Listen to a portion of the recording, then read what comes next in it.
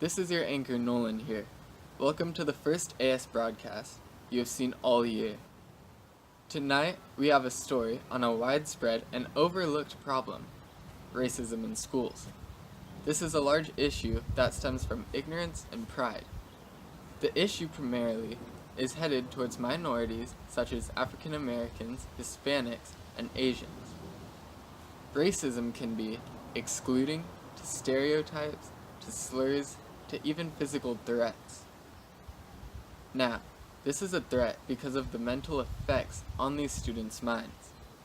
In an interview with an African American teacher and former student, she has told me that her educator's comments, such as her future being, and I quote, barefoot and pregnant, have influenced her life in a great way. Now, where did this begin? We could back up all the way to America's unhumble beginnings of the Jim Crow laws in the post-slavery era, up to the civil rights movement, ushered by leaders such as Dr. King and more. However, we will go to post-Brown First Board education in 1954, when segregated schools were no longer permitted.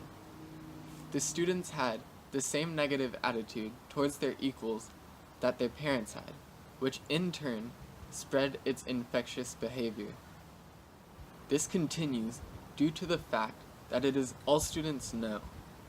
They have never had the luxury of knowing what a school without racism is like, so they follow suit of previous classes and generations.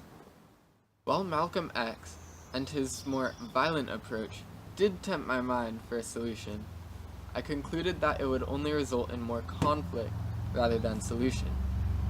I decided the ideals of the great Barack Obama and his pacifist ideals learned in Kenya were more viable solution.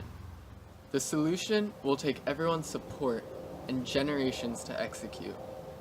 While seeming simple, as is, it is the most practical.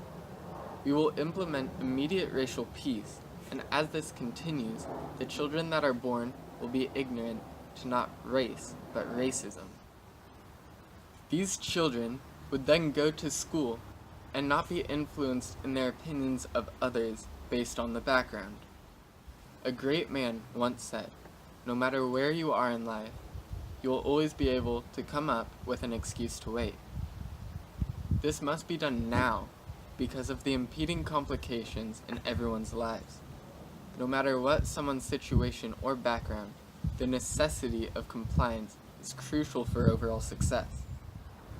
If we are able to conduct this effectively, we can stop cases similar to the tragedy of Emmett Till, where a 14-year-old boy was brutally murdered and mutilated.